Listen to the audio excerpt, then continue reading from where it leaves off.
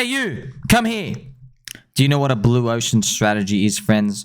If you've been following my Twitter, my YouTubes, I've been speaking about blue ocean strategies, using the term for a while. You got to get really familiar with it. Let's look at this nice picture I've made here for you.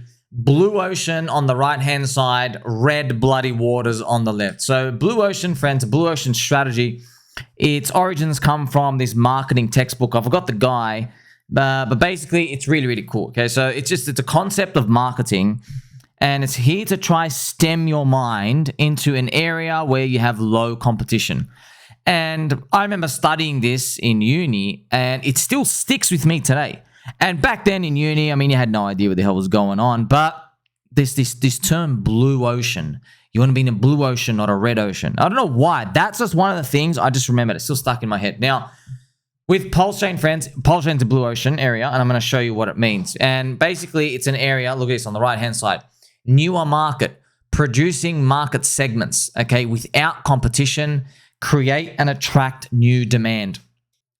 And to contrast it on the left-hand side, you can see what a red ocean area is. It's an existing market. It's a battle from market segments, and you have to expand existing demand, all right? So best examples, there's so many examples that are red ocean stuff here, friends.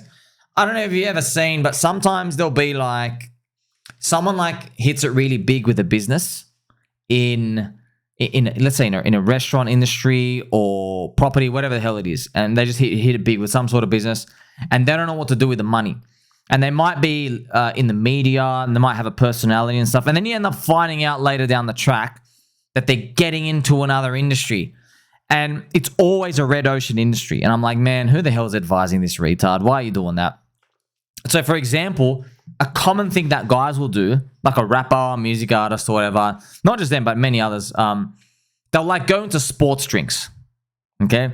So they'll go into this area and they want to compete against Red Bull, V, Powerade, just so many drinks, man. Like, man, it's just literally, it is impossible to freaking compete.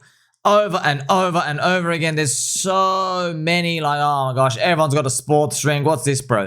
Aspire. More like Aspire my ass. Quake. You're a nice game back in the day. Look at this. Body armor. Wow. All these sports drink. What are you chugging, lady? Think you're a lady. Can't tell these days, friends. Roar. You see that? It's just like over and over. It's a red ocean strategy, man. Like, you go to the shelf, you're like, bro, what the hell is going on here, okay? So if you were to go into sports drinks, you can't get a newer market because there's too many out there. You have to, you look on the left-hand side, it's a red ocean, right? There's too many sharks. You're in an existing market. There's a battle from market segments. So friends, you know, your Coke is trying to come in, and then, you know, oh, vitamin water from 50 cent, and maybe you sold it. Maybe M&M's coming in now, and this, you know, every Tom, Dick, and Harry is trying to release one, and they all go bankrupt. It's all bad ideas, right? Like, oh, damn, Bilzerian's in now. So it's because, right, it's so easy. If you're wondering, ladies out there, we have a lot of ladies that watch your friend Sommi channel.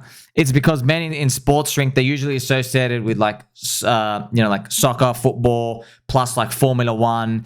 And then the sports drink events, they always have like the scantily clad girls in a bikini, like, yoo-hoo, boys, come and take a photo with me. And they're just shaking their boobies and stuff. So that's why guys in their mind think, yeah, I'm in a sports drink field. And then you basically get slaughtered because you realize that it's a red ocean area. So in this world, friends, you can only expand existing demand.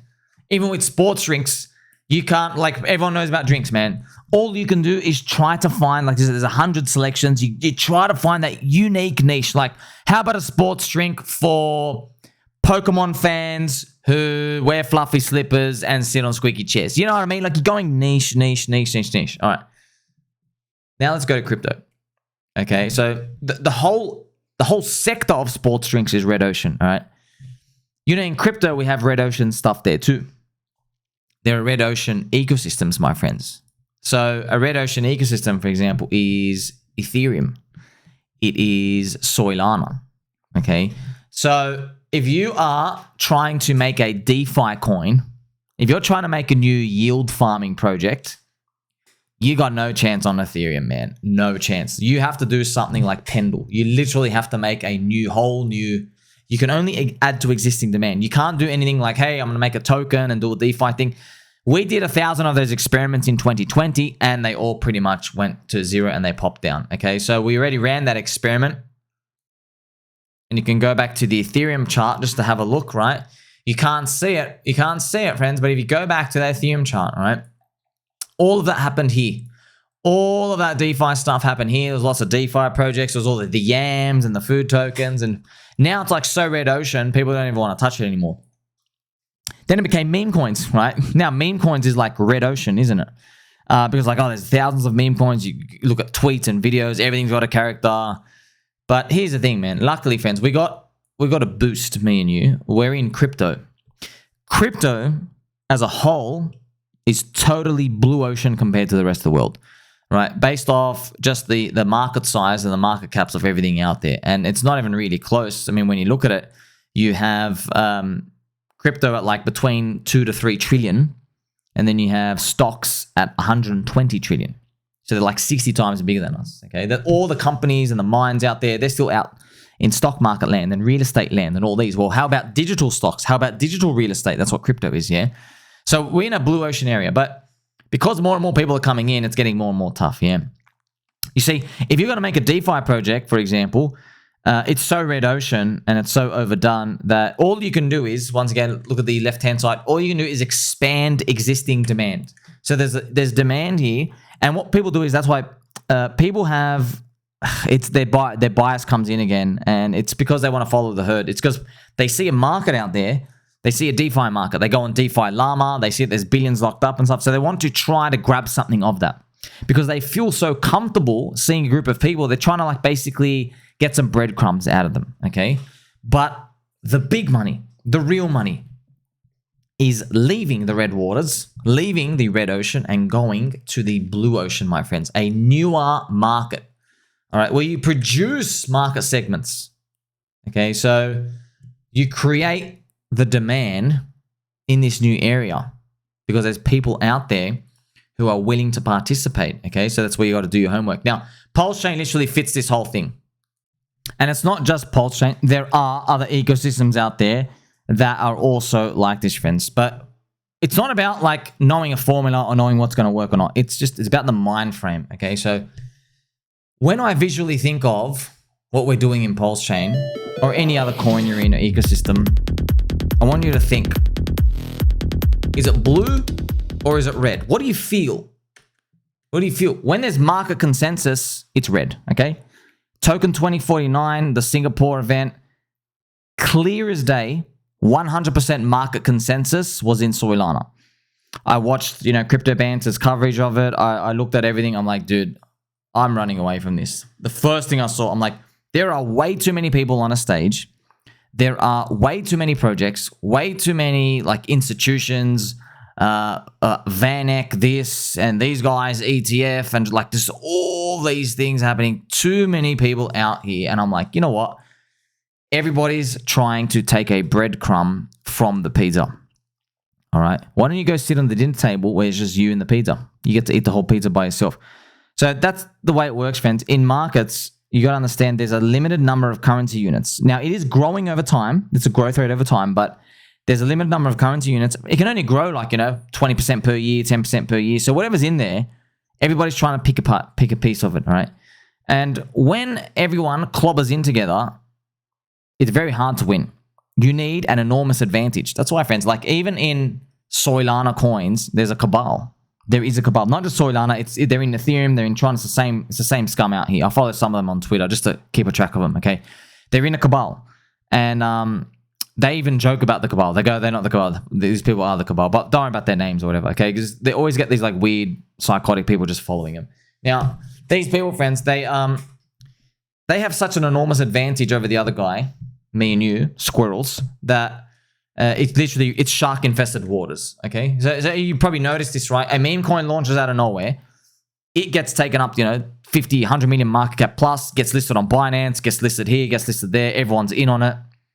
You see what I mean? Like, now, some of them are nice, genuine unicorn winner, great coins, but you can't trust them all. You can't. And you know you can't. You know, something fishy is around them happening here. Like, how come you guys are cheering on this and what's going on, right? So the only way to make it through this game is to start thinking of this lens, all right? Now, why, friends, obviously, what makes PulseChain blue ocean? Well, the color blue and the red, it's not really about that. You just think about how easy it is to get there. Okay, so PulseChain, you basically just got one bridge. I think you got another one or two here and there, but it takes a while to get in. Not listed anywhere. We had a MEXC listing. I don't even know if it's still there, but there's no tier 1 listings. You see that? Doesn't even have a proper explorer. It's only got 10,000 daily users, which is exactly what Cardano had 4 years ago. Exactly 4 years ago, friends, Cardano had 10,000 daily users, and it grew to 100,000. And I'm actually going to show you my post here right now. So, friends, this is the daily users counts for Cardano. I forgot where I got the actual one here, but I made many posts like this, okay? So it has, look at this, September 2020, 11,000 daily users, literally 10,000, and then it went to 100,000. Metcalfe's law. You see that, friends? So when you only have 10,000 people using something, it is really easy to 10x the user base. Really easy. Cardano did it. You know, friends, Cardano, Charles Hoskinson coin, did not even have smart contracts until August of 2021. That's right. You couldn't do anything on Cardano except believe in it, stake it. That's it. You couldn't even do anything else. I'm not even joking. All right. As soon as they launched smart contracts, it dropped 90%. Right. So PulseChain has like 10,000 daily users now. What we can actually do is we can actually go to the website. Shout out to the gentleman who made this apphex.win. It has the daily users there. What I'm going to do now is find it. And I've actually just posted it here, friends, but I'm going to show you now. Apphex.win. You see daily active volatility. So it's like 10, 11,000. It's actually funny, right? On this day, 11,200. And I've actually posted it here. We literally have, friends, look at this. 11,200 daily users here. And exactly 4 years ago, Cardano had 11,000. Like, wow. You want to talk about spiritual coincidences? I've told you, Cardano's a cult. PulseChain's a cult. Charles Hoskinson and Richard Hart, also the cult leader, very charismatic. They were both doing YouTube streaming. Okay, they're really, really smart dudes. Really smart dudes. Okay, so it's spiritual connection. Also, a lot of hexagons like Cardano. They like Charles. They like his vision. They like how he's a maverick and he still stands on his own and stuff like that. Okay, so he believes, yeah, there's a better way. There's a better way. You can do things differently, right? Whether it works out or not doesn't really matter. I mean, you're here for the price growth. You're here for the people growth. Okay, that's it, friends. It's it. It's like if I got you to join another country and they have a GDP of literally $1 million. You're like, well, I don't know if you're ever going to topple America, but I know one day you're going to have $1 billion of GDP. Get in. Go and join the city. There's going to be hyper growth. See what I mean? You don't need to flip America to be a great country. Okay? You don't need to flip Ethereum to be a great chain. It's nice to aim, but it's beautiful, right? And by the way, I've got to remind you, Metcalfe's law, once again, friends, if you 10x the user base, you get a 100x of the price growth. Now, Bitcoin has 320 million people in there. If you want a 100x in Bitcoin from today, you need to add 3.2 billion with a B people. 3.2 billion. Got it? So, PulseChain's only got 11,000 daily active users. 11, okay? Now, of course, there's a lot of bots and stuff here and there, and the data can get obfuscated, but I'm just showing you, man. It's great. So, Metcalfe's law like this worked for SHIB, worked for Doge. I did it on Doge. I still remember the numbers. Doge had about 440,000 wallet holders in 2013, 2014. And if you get the chart up to where Elon Musk shielded, it did a 100x price growth. So, it went from 4.4 million holders, it went to 4.4 million. And it did. But by the way, when you get these price growth, friends, there is a premium in the bull market where things go nuts. So you hit a fair value and then things go wild. As each cycle happens, though, the euphoria happens there. So I'm just showing you, like, isn't this amazing that you're in a blue ocean area here? They only have 10,000 daily users. It's easy to go to 100,000. Okay. Solana's got 1 million, by the way. How's Solana going to get to 10 million real people? You need a lot. Now, they all believe they're going to get it, but you got to understand, man, that's a red shark-infested water. You see, because if it's all about attention and it's all about where the people are going to go, then people aren't just going to hang around on your chain because they like you. They're going to only go there if they think there's opportunity. You see? So if someone else can get their attention, they're just going to move over in 5 seconds. That's why you need to be a cult, right? That's why you got to have principles that basically hold everyone down the line despite prices not moving up for a while. So as you get to see now, friends, okay, PulseChain ecosystem, it's entirely blue ocean, okay? Plenty of opportunity and there's low competition. Just because there's a less number of eyeballs, that's it. That's what it comes down to. In a simple term to put it, there are less eyes looking at your coins. That's it. There's less eyes looking. And you're speculating that there'll be more eyes. And by the way, that's all of land. That's how you price land in the whole world, okay? The land that's worth the most is where everyone wants to live and be. There you go, okay? Your land in the middle of the African desert, no one gives a crap about it, okay? But, you know, your little shoebox land in San Francisco, worth a fortune. You see, same as art, by the way. Art goes up as more people want to be around it or to view it. And one of the revelations I've told you, friends, a lot of people were surprised. They still DM me today. They can't believe that this fact where the biggest, wealthiest art owners, they will pay schools around Europe and around the world. They'll donate to their museums and stuff so they can bring kids in and pay schools to teach them about the artist of whatever they own, like the Michelangelo and the Da Vinci, Leonardo da Vinci and the Michelangelo, you know, these types, right? So think about that, right? Van Gogh, right? Van Gogh and pump the market, please. What a genius, by the way. Genius long-term investor. So you own the art and then you pay people to teach about your artist. But then they have it. That's what's been going on. That's how they've passed on all these wealth. You ever wonder why? Why do we go learn about the same 5-6 artists? Now you know why, okay? So they make their own demand. That's funny. So on the right-hand side, friends, we have these nice fishy and banana art because, you know, bananas grow on trees. That's what we want. The blue ocean creates and attracts new demand. Now, specifically, what do we have on PulseChain? We have less eyeballs. That means you're early, okay? There's less people there competing against, okay? And I even have mentioned it here. Blue ocean areas have better altcoins to buy and more loyal community members, okay? Because there's less eyeballs, there's less distractions. And if there's less distractions, the loyalty rate is easy to be high. See? They are. Doesn't mean just go and buy anything, but you don't have 30,000 flavors of ice cream to choose from like you do on Soylana and everything else. You don't have that going on. You have people who, yeah, I want to settle on this land, which is like buying this altcoin. I like peak on PulseChain. I like Dick with Buck. Okay, I want to believe in the pDAI to $1 narrative. Imagine we had like 15 stable coins trying to peg to $1. It would make things very obfuscated. Imagine there was a cabal of influencers that made a fake, you know, pDAI wannabe story, and then they would try to get it listed on Bybit, which is what they're doing on Solana with all this stuff. You see how it starts to get hard? Imagine there were like 5 coins trying to do it. You see, then it dilutes the bid of everyone. You see, but there's only, say, one peak on PulseChain, and there's one poker chain. You see, what about Tangang? Right? No, and Peach. You also have Orange Man Good. So these things are unique. And some of them, like Mog, there's a PulseChain Mog, okay? That's really, really good culture from Ethereum, but not all of the culture can just transcend everywhere else, right? So Dog with Hat, the dev tried to launch on Ethereum. I think it did a pump and dump pretty much, and it didn't work out, okay? Because Dog with Hat, I guess, you know, it's Ansem's coin, and you know he's on Soylana and stuff out here. Remember, friends, you got to avoid the red ocean. They have Cabal insiders. There's more PvP environment, which means you can win. It's just there's more people trying to grab all that money. That's it. So ultimately, though, PulseChain's only got like 260,000 unique people. Okay, 260,000. So yeah, if you wanted to do 100x, you got to add 10x that user base, right? So about 2.6 million, 2.2 million. Doable, man. It's doable. Ethereum has 80 million people. Think about that. And Solana's got like 1 million daily users. So you want to be swimming in the blue, right? And just thinking about this, friends.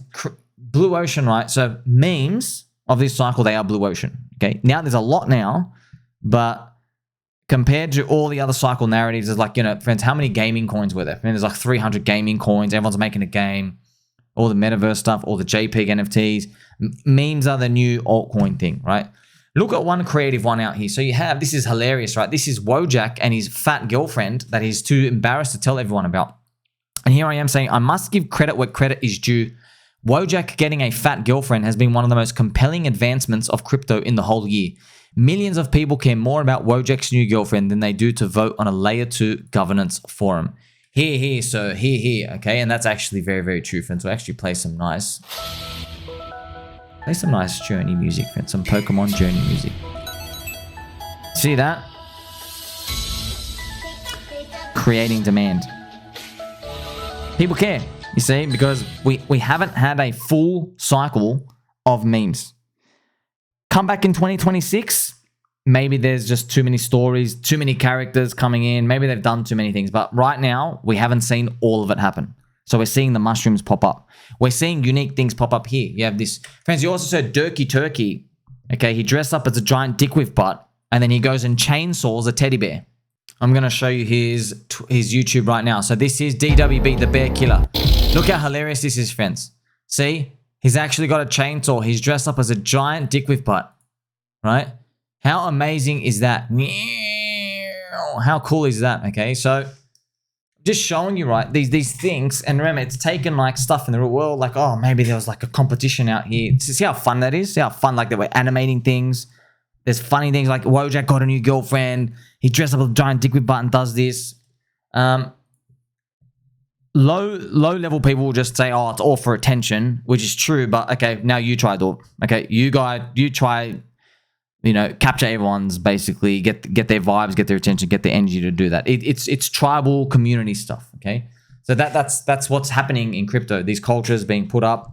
Remember, you start off as a cult. That's the most important thing. Then you grow into religion. Bitcoin started off as a cult. Now it's a religion. And all the successful ones, like obviously Hex is a cult. I guess PulseChain is going to be the religion. That's pretty much what you're betting on, right? And in a nutshell, friends, have a look at this peeker. So you can see this. Meme coins are simply mascots that you can now swap around on the internet. So they are borrowing off of Bitcoin's scarcity. That's what they did. The mind share of each mascot can be moved around as people collect pieces of it. You see, so all the meme coins, they don't want to be inflationary. They don't want to hand out yield. It's like a statue, right? You don't want to keep making like 15 statues in the main square. You have only one statue, okay? So there's only one Eiffel Tower. They don't go build 7 of them. So this is what's going on here in crypto. This is blue ocean area stuff. And PulseChain is obviously the hotbed of blue ocean area stuff, okay? The red ocean area stuff, yeah, you can win. There's liquidity, there's people there. There's just so many eyeballs competing, okay? So that's something you just have to navigate, okay? You can make, look, eventually, hopefully Ethereum's 10 grand, PulseChain's up 50x higher or whatever. The poopy PulseChain altcoins, so the ones that aren't even that inspiring, their worst case still might be a 10x from here. How amazing is that? Your worst case is still a 10x. It's because you're in such a blue ocean area, no one's looking at the coins here. You're buying, in a nutshell, what it means is your poopy coin, maybe it's like 50k market cap. You can get in and maybe it hits like 500k market cap later on because people just want to punt on stuff. That's worst case, right? But when you got to think bigger, okay, there are a lot of gambles. What about something like Pico on PulseChain or Dick with Bart or whatever? If Pico on PulseChain, imagine it hits like 500 million market. Imagine it does like another 150x because no one's looking at it now. But maybe one day in the future they will. But it's easy to see, okay, there's no one here. Should you automatically join? It doesn't automatically make it blue ocean. You need now the vision, right? The vision is the conviction to hold. So that's why we do things, friends. We have, like I've made for you, my ultimate bull market strategy guide. You're going on chain number 1. Okay, so that's more towards blue ocean stuff. So centralized exchanges, totally red as hell. Sharks everywhere. Market makers, insider, freaking all these scum MEV bots. They got better fees. They're liquidating people, just trash. Okay, and everyone's being using these exchanges to dump. So that's scum stuff as well. That was number 1, okay? Number 2 is finding an active community, okay? So now you look at an active community, there's ones on Soylana, Ethereum, PulseChain, Arbitrum, whatever. PulseChain obviously has the least eyeballs, okay? So active community, go, sweet, there's an active community here. The market's pricing it at 0. Effectively, it should be much higher. You see? Very important. And then the third point, if I remember, was key information asymmetry.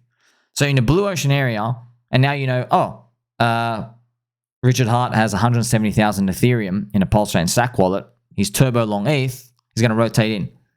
See what I mean? That's big key information asymmetry. You also know there's 2 conferences per year, Hex conference, PulseChain conference. You know there's 170 content creators, 72 streamers. You see this? You have information here, building your conviction, and you're just swimming in this blue ocean water. And there's an island around you and everything's great, okay? So that gives you an advantage. And the last one is developers, okay? But the devs only come when the people come out, okay? So Cardano's devs all came after 100,000 people rocked up. So ultimately, friends, you can now see a difference, right?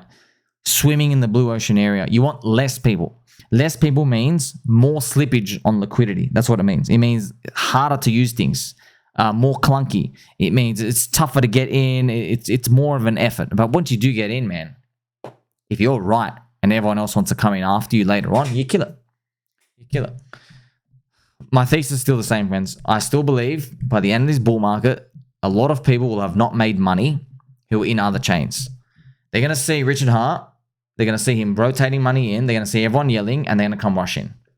They're going to try get their final 2, 3x. They're going to try do something, and I think that mania, I believe that mania of their pop. Remember, they'll be coming in to buy the calls first, and then they'll come in to buy the altcoins. They'll come buy all the popular stuff. The volume and the activity and all of these will just basically send everything through the roof. You even have PulseX's buy and burn that is going to be working turbo overdrive in the background, but that's what you're playing for pretty much, where the market's saying you have a 1% chance of survival, yes, and you believe it's 90%. So when they finally price it in as a 90% survival, that's going to be the friendship and kindness we're looking for. Hopefully, it's like 100x higher prices everywhere from here, and everything's much, much, much higher. Okay, and look, if it doesn't work out, okay, sweet. The good thing is, man, the price is so low. Okay, if it doesn't work out, okay, you don't get 100, you're up 5x. Just like you're not getting a 5x in Bitcoin. You know what I mean? So the deeper value you are, friends, you have more room for error. So we'll cross that bridge when we get there, right? All of it's gonna basically, the cookie's gonna crumble wherever it does. We're still waiting for all the other catalysts to appear. And the most important part is, man, you have literally all these cultists ready with the megaphone, just ready to yell. See, that's your edge. Blue ocean edge. Make sure you like, subscribe. Catch you in the next one.